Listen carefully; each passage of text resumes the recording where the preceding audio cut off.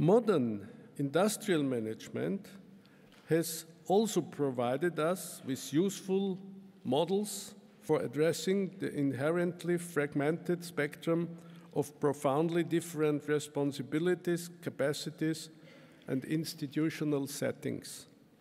I'm referring to the concept of management by objectives, which evolved for company structures where a large number of different actors share the same objectives and contribute to their achievement with different normative frameworks and operational responsibilities. The fundamental element of management by objectives are the shared objectives themselves. And this fits very well with the limited operational capacities of our international systems. An important soft power element of the United Nations are the common values, principles, and objectives of international peace and security, human rights, social development, and with regard to the need for sustainable development and use of our natural and environmental resources. Just let us remember the resolution of the General Assembly containing the Universal Declaration on Human Rights. I think it was mentioned already that tomorrow is the Human Rights Day, and it should play an important role in our deliberations. Today, the tools available to the international community are very much in line with the concept of management by objective, using the convening of international conferences and meetings to approve the articulation of global objectives.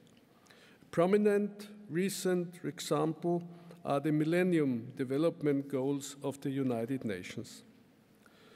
Ladies and gentlemen, an Austrian idea or proposal to empower the United Nations Secretary General to coordinate the multiple reports prepared by the various organizational entitled of the United Nations systems with different time frames, substantive and geographic coverage, and to integrate their data and analysis into a sort of state of the world report of the Secretary General of the United Nations has regrettably not yet been adopted.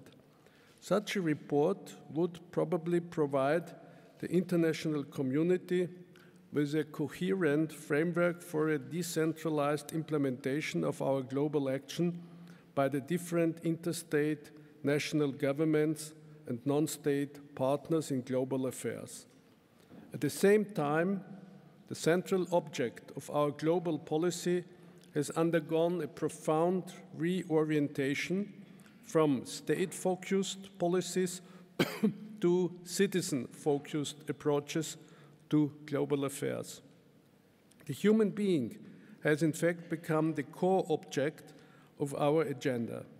The new focus is reflected in the central role that human rights, human development, and human security have assumed in our agenda. Distinguished ladies and gentlemen, the new focus of our global agenda is also to be understood as reflecting another dimension of our challenges.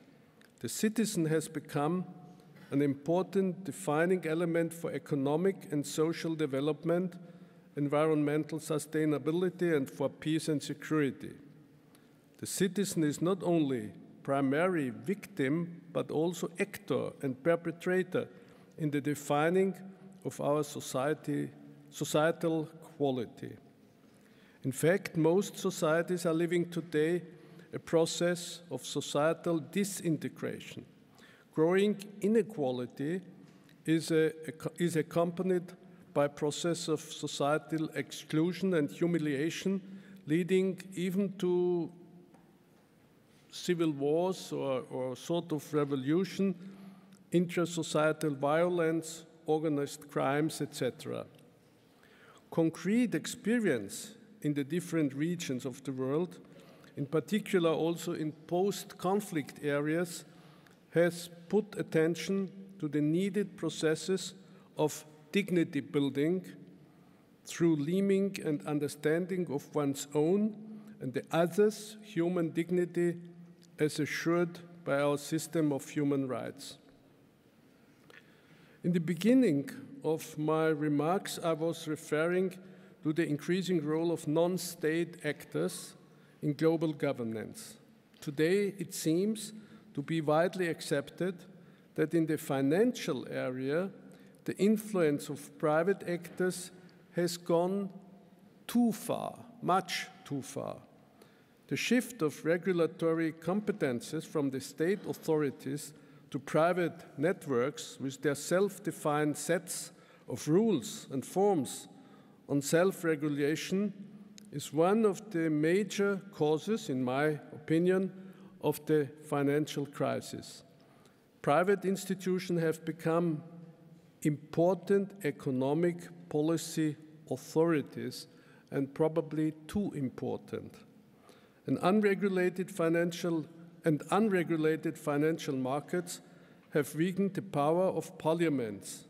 They drastically jeopardize the primacy of politics, and governments by private sources of authority has undermined traditional nation-state-based mechanism of democratic accountability. Reinstating the primacy of politics is one of the major challenges, and we cannot afford to waste this opportunity. By the end of 2008, the G20 started with an ambitious initiative to regulate financial markets. Thousands of pages of legislative texts were drafted, but it seems that the rules of the game have remained largely unchanged.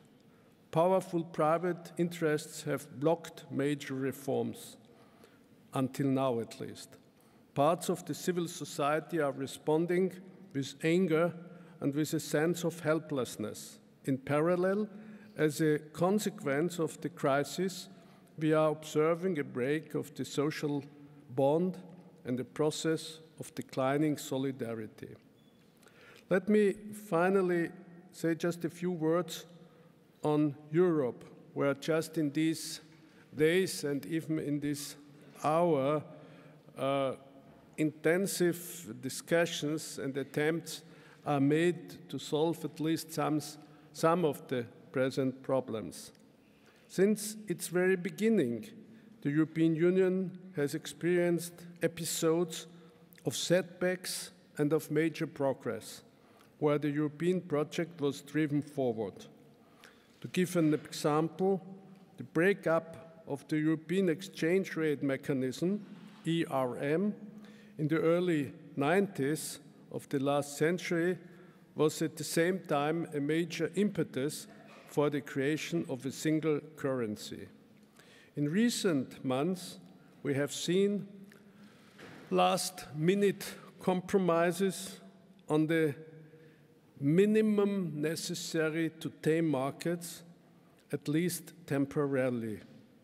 But I do believe that, finally, the European ideal has so much power that the crisis in Europe will set in motion a fundamental overhaul of the European governance arrangements. This is also part of our deliberations, and it is my hope that more Europe and not less will be part of the adequate and necessary response. I thank you very much, and I wish you an interesting and satisfying